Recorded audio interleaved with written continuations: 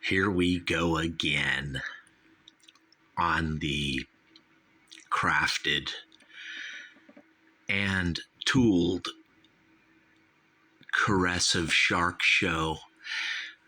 That's right, baby. You're on the Clark the Shark Show, where every review is carefully thought out and planned and yet spontaneous. Inexplicably awesome. That's Clark the Shark.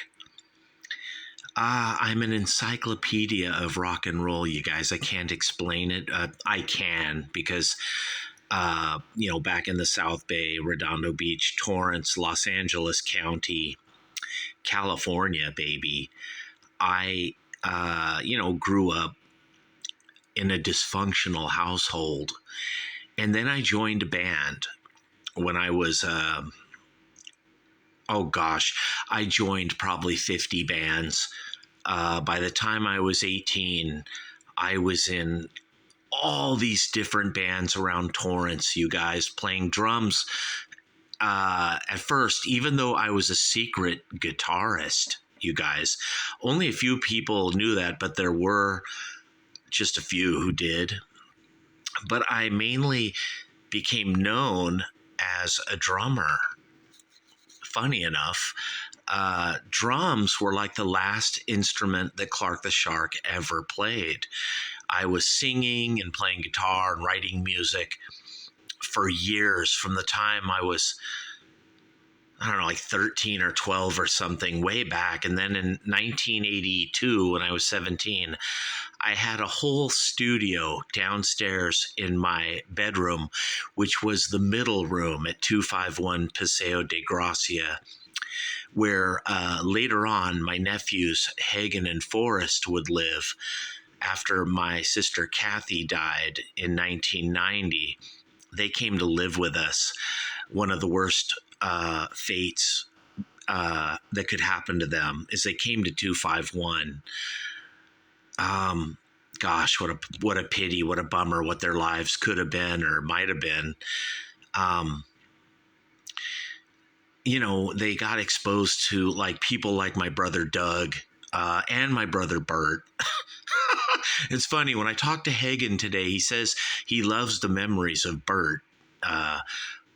Probably because Bert smoked weed with them or something. I don't know. I have no good memories of Bert. Me, Clark the Shark, I grew up at that house, back in the, 70s. I'm not going to go into details, you guys, but it wasn't good. It wasn't pretty. And it didn't benefit me growing up there around those people. It wasn't beneficial. And it certainly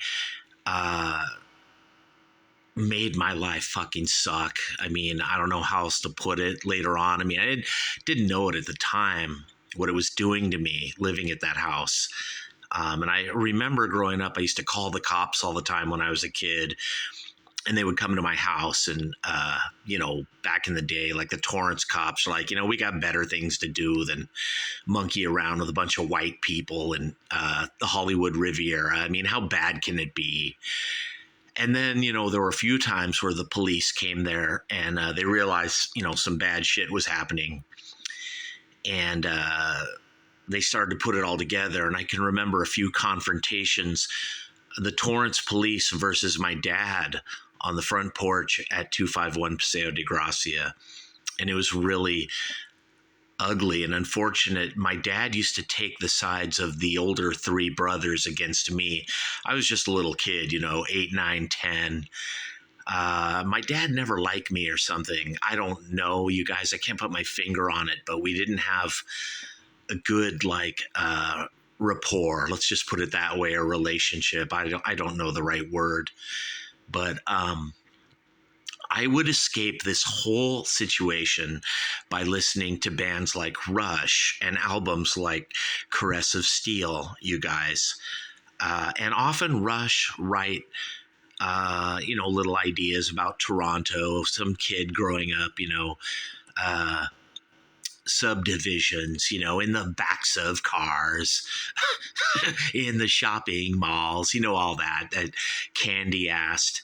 escapist shit, that Neil Peart writes and Geddy Lee sings that is so like fucking lame and retarded, and yet I love it because me, Clark the Shark, I grew up on like the Who and Styx and the Beatles and Rush, also Kansas and ELO and David Bowie and it goes on and on and on. You guys, The Sweet, just all these bands, and the Bee Gees, anything that escapes, like I kind of love it, or even if it's ground zero for pain, like Iggy Pop or I'm into that too, because there's a side of me that wants to confront things and take it on one. But there's then that side of me that back in the day just wanted to drink a few beers and put on some headphones and float away in a Rush spaceship where Neil Peart is just writing all these amazing escapist. I don't really think it's fair to call it escapist, you guys. People call it that, but there's something, it's just an artistic picture that Rush paints. And Rush gets respect, you guys, from everywhere. Mainly just recently, I'll admit, and the funniest thing about Rush is they're really big, and yet they're a cult band with a cult following. A lot of people don't know about Rush or something like that. Nowadays, now that they're in the Rock and Roll Hall of Fame, more and more people are have learned about them or know about them or something. And I think that's great. It's sad that Neil Peart died in such a horrible way, of brain cancer. And cancer sucks, man. I got skin cancer, and lucky for me, it ain't brain cancer, but, skin cancer can get really bad right here on the Clark the Shark show. So I better keep an eye on my skin cancer and keep going to the doctors and getting these things surgically removed or burned off. The doctors don't like to burn them off because they say that just spreads them and makes them worse. So they like to cut them out with a big bloody, horrible surgery. Oh, I hate those surgeries where they give you like Novocaine or something, just like the dentist, but there's blood all over the floor. And, your body has veins and nerves. And if they accidentally hit a vein, it's just, oh God, they're almost like the nurses are like, be on standby for 911, like it's scary getting skin cancer removals of moles and tumors because it's like one slip of the knife and they hit that vein and you get a bleeder.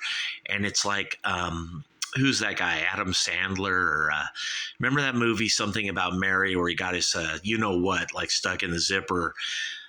Ben Stiller.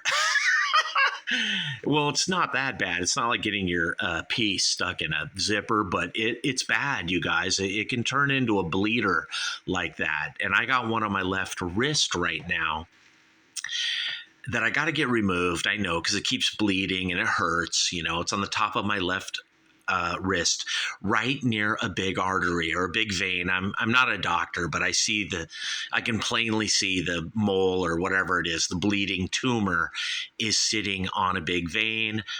And the dermatologist up in El Segundo, California is like, Sharky, you got to remove it. And the ones down here too have looked at it and they're like, dude, that's fucking the C word. You know what? It's got to go.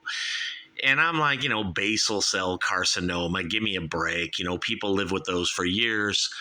But the thing about basal cell is it can disfigure you, and it can turn into nasty infections, and it can lead to other shit, and it can grow and get really big. And, it's best to just remove it while it's small. So I got to go in and do it.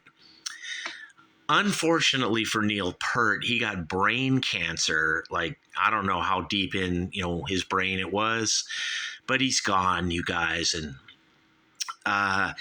he wrote all those lyrics, his mind is not for rent, to know God or government. I don't think Neil Peart was an atheist. People say he was, but I don't think he was. I think Geddy Lee might be. I'm not sure. But Neil Peart said he was a monotheist. whatever that means. I guess that means he believes in one God, and I believe in one God, you guys. And a lot of people are like, Shark, you should watch your mouth, dude. And I hope God understands and knows that I'm just kidding and just joking around on here, the Clark the Shark Show, and I'm trying to make all you guys laugh. And don't think that I'm an atheist or I'm some intellectual libertarian atheist. Like they think Neil Peart was, because I don't think he was at all. I think he was a monotheist. And his lyrics do reflect that. They are very hopeful, even though they can be dark and they seem pessimistic or realistic or something like that. But me, Clark the Shark, too, they say that. They're like, we read Greenhouse Effect lyrics and they seem so hopeless and sad, or, just it's such a pity, such a downer or something. But I don't really think so. When I read my shit, it seems, I don't know if it's hopeful, optimistic, or I'm not sure what it is, or if it is a downer. It's just talking about everything, like a pizza, like a cornucopia. I think that's another thing they don't understand about me, Clark the Shark, at 1-800-449-8255 from the fabulous golden EIB Sharkerphone. It's a golden Sharkerphone. It's not a microphone, you guys. And it really was given to me by Dick Clark. I'm not kidding. He came to my house. I'm being totally serious here, you guys. And he said, Shark, I'm christening you as the future king of talk radio. And that's why I am #1 worldwide, you guys. And a lot of you come to my reviews first now, I see. And you email me and you're like, Shark, what do you think of Rod Stewart or something? And or what do you think of that Elton John album? Or, I'll get to every album eventually. It's going to take 1,000,000 years, but that's how long I'm going to live. We never die. It's a simulation or a sharkulation. I wrote it all, you guys. And just like Willy Wonka says, you'll all go back to your pathetic, horrible, terrible little lives after you go through the sharkulation, just like Veruca Salt and Augustus Gloop and Mike TV. You're gonna be broken into millions of little pieces floating up there. And then you'll all just be the first people ever on TV, like Mike TV. Remember Willy Wonka's like, stop, come back, don't, that's like me, Clark the Shark. I'm like, you guys don't vote for Joe Biden, don't vote liberal, but you keep doing it. You don't listen to me. And I'm like, stop, please don't come back.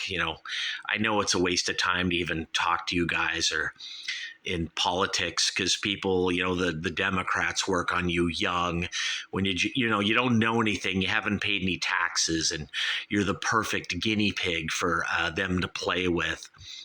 And then, like, when you're 28, you're suddenly like a Tucker Carlson guy, and you go completely the other way, and you're like, you're kind of like Clark the Shark. You're like, I hate liberals. You don't even know why. It's just because you stumbled upon Fox News and you hear the blather of Sean Hannity and Tucker and O'Reilly or whatever, or El Rushbo or Mark Levin or one of those guys.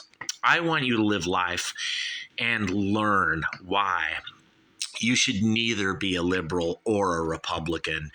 You should kind of be a guy who's a Christian socialist. Like, you care about people, you care about God, you want low rent. You want rent to just be $8.50 a month, because rent is the brick of civilization. It is the foundation of our society. And when rent is $3,000 a month, we have a fucked up, overcrowded society where you got 8 people living together, nowhere to park, and shit like that. Right here on the Clark the Shark Show. And I think that Neil Peart was trying to communicate something like this with all these Rush albums, talking about, subdivisions and Tom Sawyer and Spirit of Radio and, 2112. I don't, it's really even kind of outside of my understanding, me, Clark the Shark, and I'm kind of a fucking like genius here, and even I am on no level with Neil Peart or something like that. Or maybe I am and I just don't get it. But I get Caress of Steel. This album by Rush is one of my favorites, you guys. And it's a really early Rush album. It's only their third album. Their first one had John Rutsey on drums. Peart wasn't even in the band. And then, of course, Alex Lifeson tells the story where Neil Peart showed up. His drums were all in trash cans, and he was driving a Ford Pinto, and all his drums were in a Pinto, and it was really funny.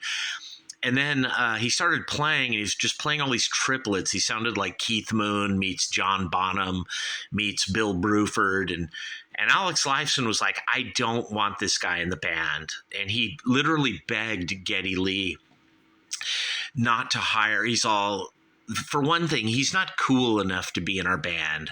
Neil Peart was kind of nerdy, But aside from that, Alex Lifeson was like, his drumming's too busy. The guy can't keep a fucking beat. And Geddy was like, there's something there, Alex. And Alex was like, hey, Dirk, it's a no-go, bro. This guy's not going to play with us. I don't want him in the band. And Geddy Lee was like, dude, just sleep on it for a few nights. Think about this guy. I think there's something about his drumming, and he seems like a genius or something. Luckily, Geddy Lee himself is kind of nerdy, and then thank God Almighty that Rush, Lifeson, and Geddy Lee decided to go with this proverbial genius of the drums and lyrics, Neil Peart. And the rest is history, baby. Right away, these guys were playing big places, and, it's like at the Rock Gods, it was like it was just meant to be. And from there, you guys, Caress of Steel, the third album. Now, Fly By Night, the second album's interesting. There's some Rushisms beginning to happen on that second album, all over it, you guys. It's got really good shit. That song, Anthem, and a bunch of other shit. Awesome. And Neil Peart is playing like these little tubular bells and little wind chimes, and not woodwind, but like these little wood blocks. He's already starting with that Neil Peart percussion thing on Fly By Night. But then this album is where this band becomes Rush, where it's just all deep with all these ideas and incredible. It's fucking lame and candy-assed and stupid to, people that are just too cool, into punk rock and all that. Or even some, regular rock and rollers into Bruce Springsteen would be like, what is this? Or, some idiot into John Cougar Mellencamp ain't gonna get it, or at least back in the day, back in the 80s or something. But to people like me, Clark the Shark, that just listen to anything, we give anything a chance. A guy like me, I heard Caress of Steel, this whole album, and I was like, fuck, dude, this is the album why people are going to get into Rush, at least me, Clark the Shark. And I don't care what the stars say, you guys, the reviews about it. Who knows? This could get shitty stars or review. I don't know, you guys. I haven't even checked yet. But because this album's really drawn out and oh, dude, what? All Music gives it a 2 out of 5. The Encyclopedia of Popular Music, 2. Rolling Stone Album Guide gives it a 2. Well, that's not fair, you guys. This album's like a 4, 4.5, 5 to me, Clark the Shark, And right away on side 1, Bastille Day. Come on, you guys. One of the greatest songs in the history of all rock music. One of the greatest songs in the history of all music, period. Rush, Bastille Day. I don't even need to describe it, you guys. Incredible everything. Drumming, guitar, arrangement, progressive rock.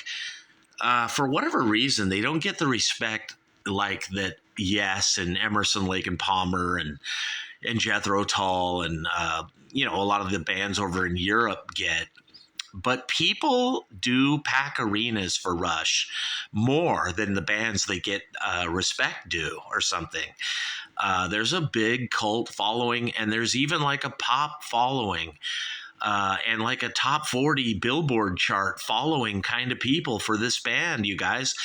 Love it or leave it, take it or like it or not. I mean, dude, it's true. Rush, Geddy's weird voice, the too busy drumming and all, warts and all, faults and all. You guys, they're really big for a reason. It's because they're amazing and great.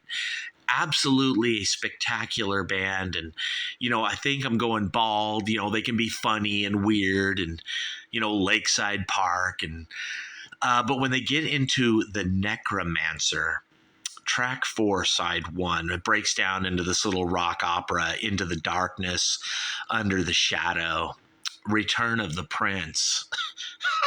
That's like me, Clark the Shark, the prince that leads all of you with my talk radio show, #1 rated. It's so great that YouTube wants to make it look like it gets no plays, or YouTube goes to great lengths. They go to a great effort to silence Clark the Shark, or subdue his art, if you will. Make it look like I'm small, or I got to go do shit. I don't want to buy fake views, like guys do who do record reviews, or they have fake subscribers or fake comments that they buy, or they'll even buy like a fake graph, like a fake chart on YouTube or wherever to look like they're popular, or, I'm sure the guy from Sea of Tranquility and a whole bunch of these guys do that. And it's okay that they do that, because I, Clark the Shark, long ago, with my long ago deleted, not by me, by YouTube, my old accounts of music, talk radio, and all this shit that I did, art, blogs, back in 2000, when YouTube began in 2005, 2006, I would say by the time 2012 rolled around, I had like 9 or 10 YouTube accounts banned. And then there was a few years where I never even tried to be on YouTube. I just gave up on it. I think I came back in 2015 and that account got banned. And then I tried again like 2017. I had like 50 videos, and then that account got banned and deleted by YouTube. And there's been accounts where I'm not even political. I'm not even talking about like right wing or Republican, or the stuff that liberals are looking to ban. I'm just talking about just nonsense, and they still ban it because they're like, that's Clark the Shark, and you got to nip him in the bud before he starts getting all political. Even if I don't swear, there's no profanity. They just come up with any reason to ban and delete my YouTube accounts, to the point where I just give up. And even now in modern times, like, 2021, today, 2023, I expect all my videos here on the Clark the Shark Show to be banned and deleted eventually by the liberals at YouTube, because liberals want gossip. They want the Kardashians, they want hip hop, they want, black gossip, or just general gossip with the Kardashians. They want anything that will make you stupid and liberal to be furthered, to be proliferated and propagated. They want that. They don't want any right-wing or libertarian or conservative views whatsoever, even if there's no profanity. They don't even want you questioning an election, nothing, and I don't even know how people survive on YouTube.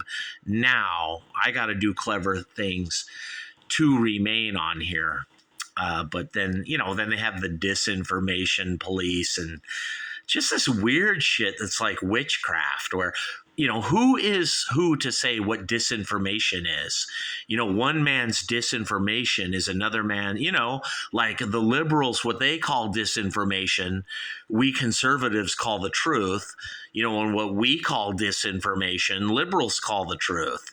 Where is the truth? It's somewhere in the middle, you guys, right here on the Clark the Shark Show at 1-800-449-8255, right here from the Golden EIB microphone. I'm just gonna call it a microphone, you guys. Right now, it's not a sharkophone because I'm gonna honor the late Neil Peart. Rest in peace, genius. I love the way the Necromancer breaks into these little sub like songs or something, these sub ideas.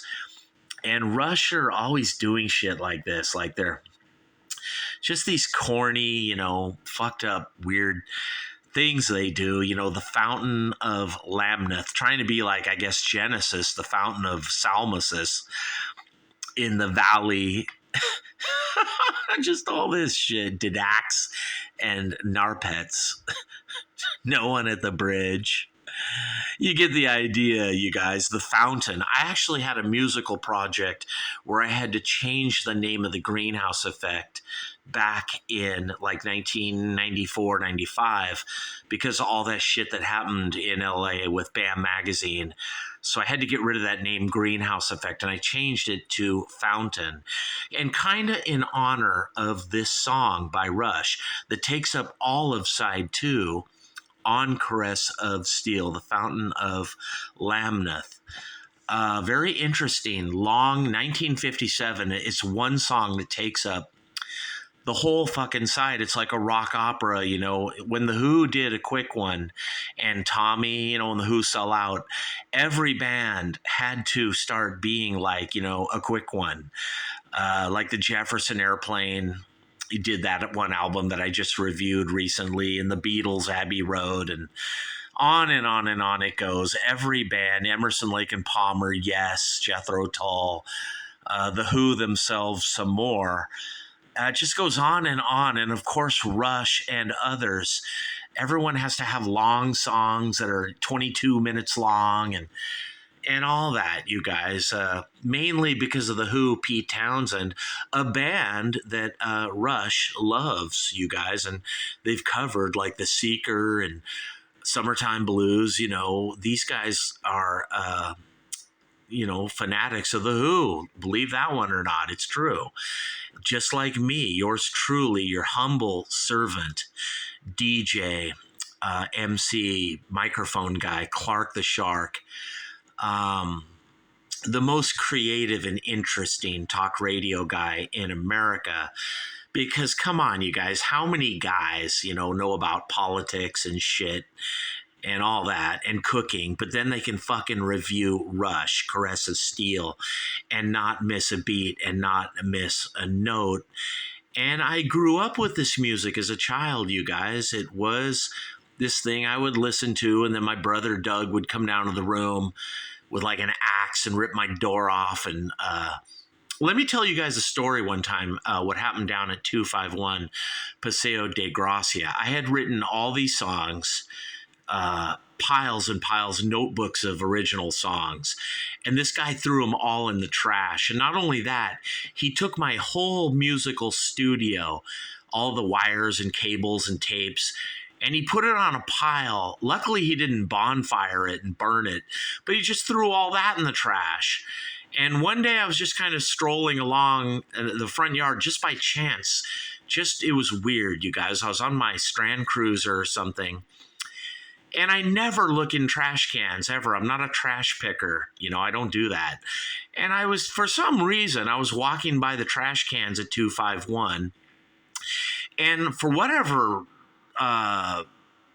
weird, like coinky dinky you got, like just serendipity, I looked into this trash can and I saw wires and musical shit. And I think there was one of my guitars, and it was an acoustic guitar that was broken in half, and it was dismembered and put in the trash can, like a guy was abducted and put in trash bags, like an Uber Eats driver or something. And I happened to notice the guitar neck, and I'm all, what's an old guitar, doing in our trash can? And as I looked further, you guys, I realized my brother Doug had thrown my whole studio in the trash can from downstairs at 251 Paseo de Gracia, the middle room.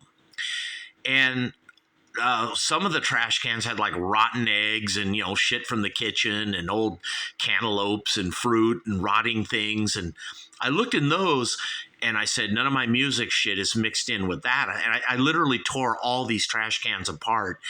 And I realized just one of the trash cans had all my musical studio shit in it.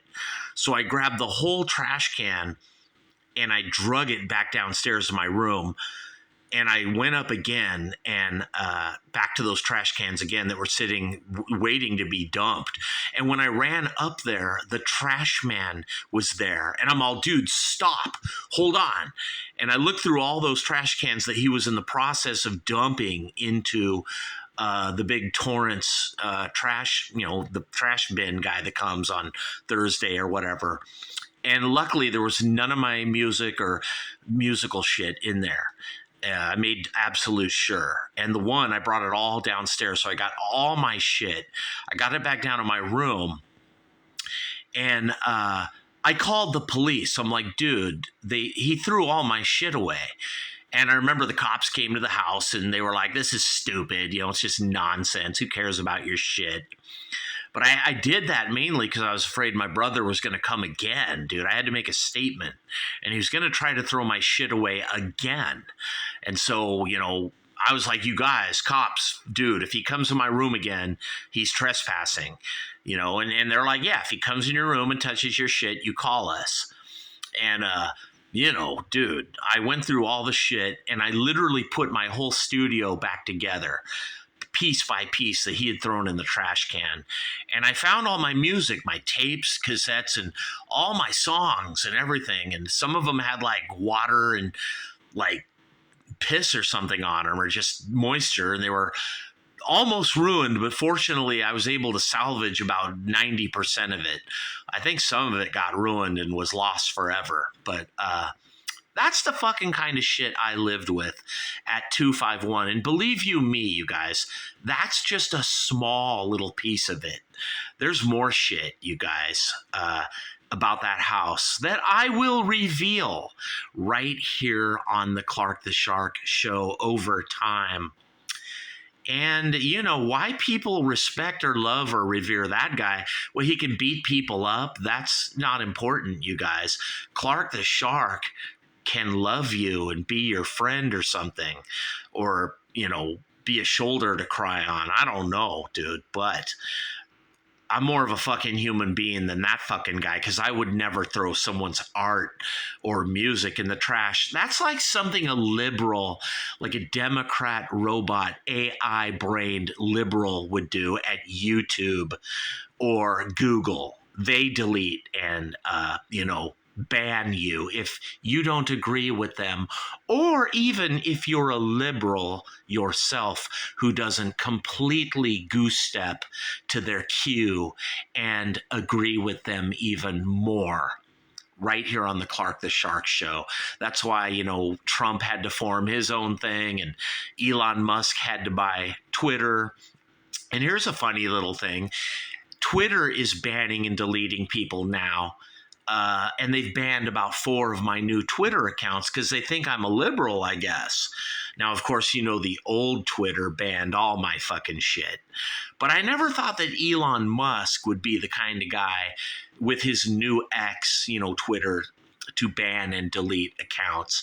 But it looks like he's trying to get even and ban liberals and Democrats and their accounts at Twitter.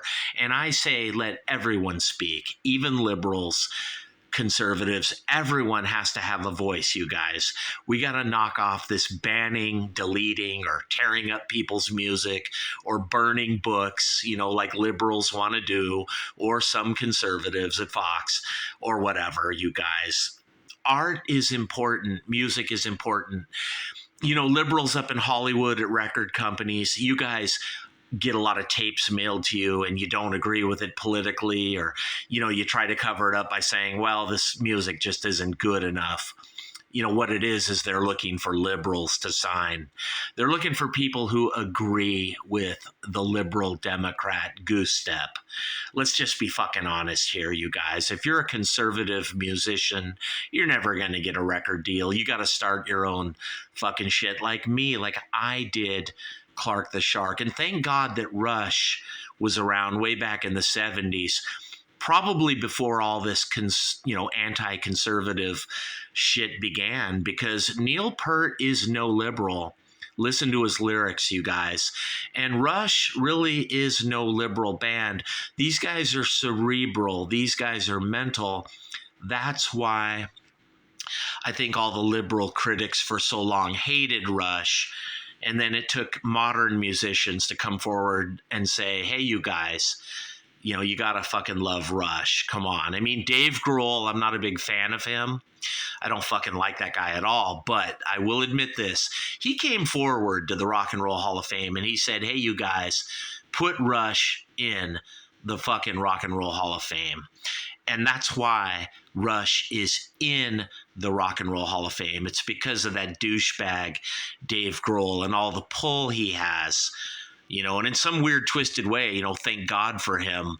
He put Rush in the Rock and Roll Hall of Fame, whether you love him or hate him. And I fucking hate him.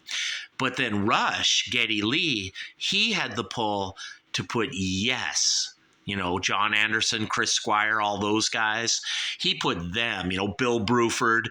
He put those guys in the Rock and Roll Hall of Fame. You guys. So sometimes, weird shit happens with Destiny for a reason. And like it or not, agree with it or not, the rock gods, guitar luck, whatever you want to call it.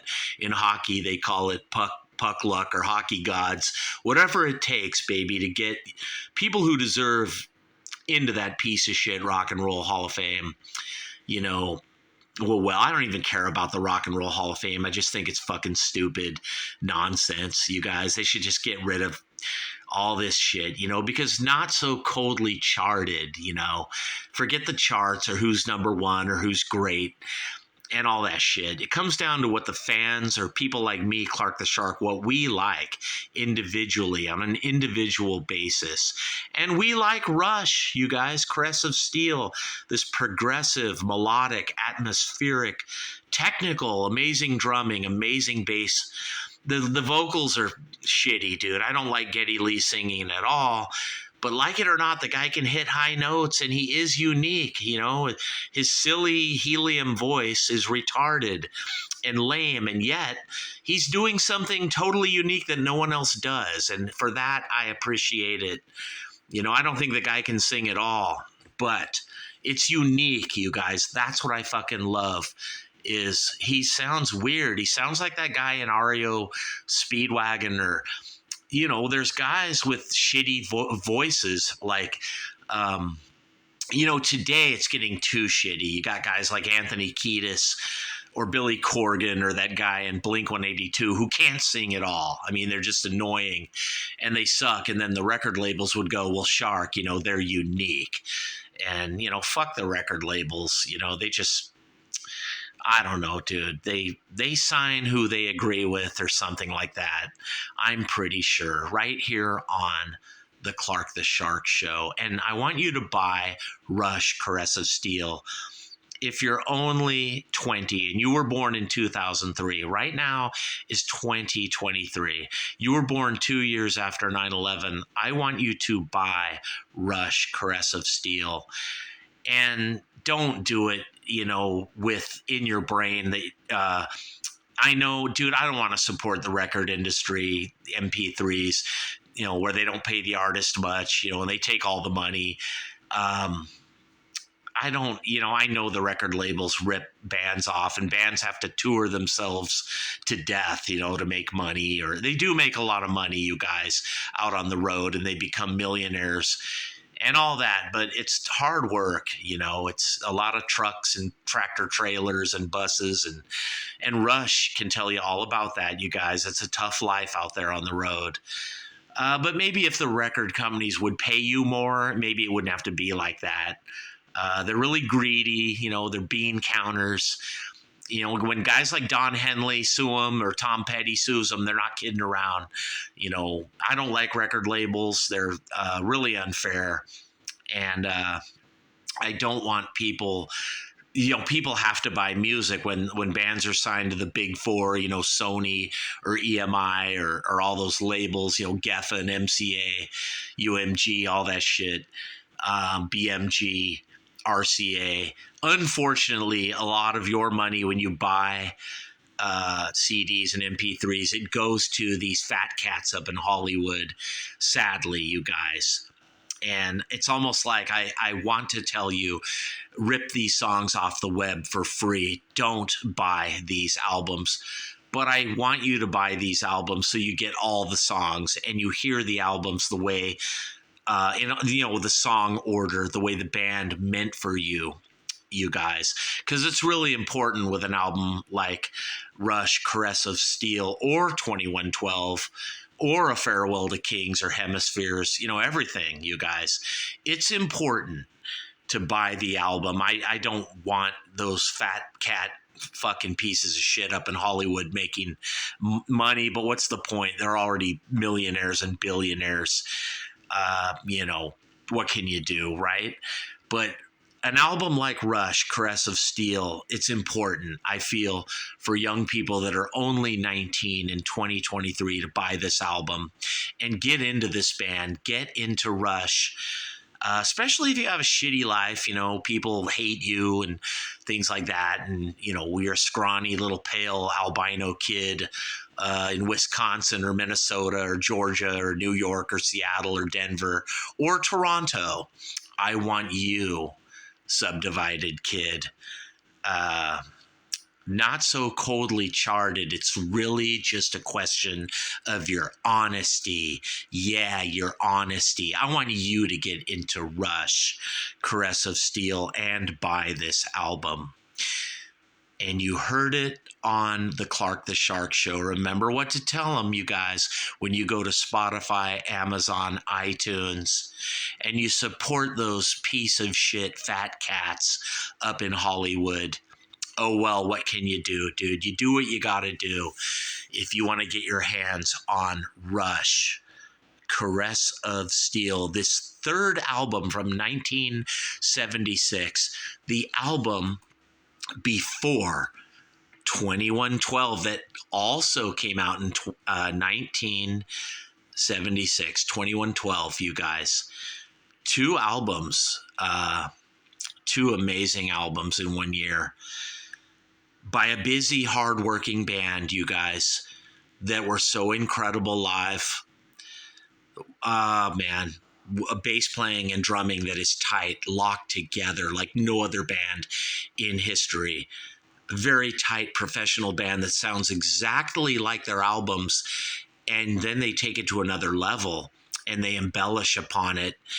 And it's so great and so amazing that you have to pay any price to go see these guys in concert.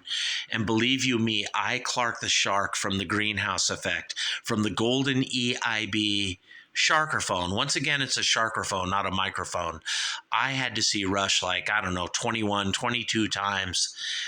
And every one of them was worth every penny, you guys. Just for Neil Peart's drumming alone, amazing. But it's just all incredible, you know, the light show.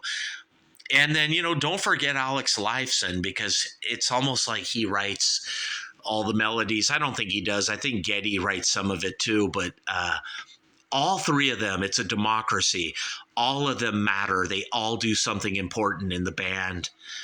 And it's kind of unfortunate, you know, Geddy Lee's vocals detour a lot of people, but remember, it's unique, you guys. It's clever.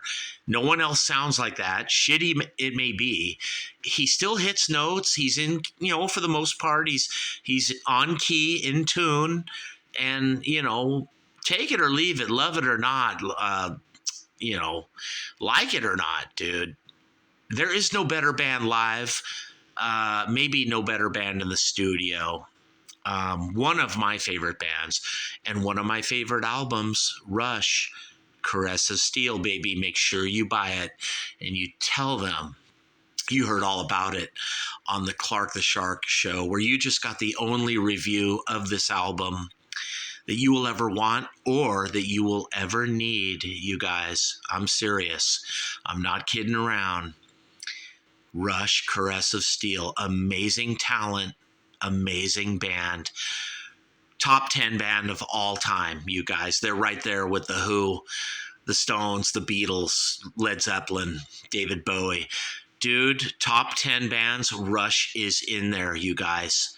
They are all time, all bands, not just rock music, all music, jazz, classical, dude, everything, dude, country, hip hop, disco, rap, whatever, dude.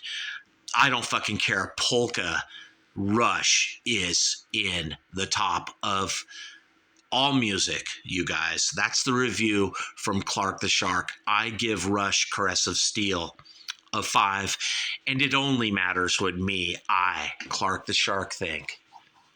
That's right, you guys. Me thinks I like Rush, Caress of Steel. Enough to tell you to buy it, and you better.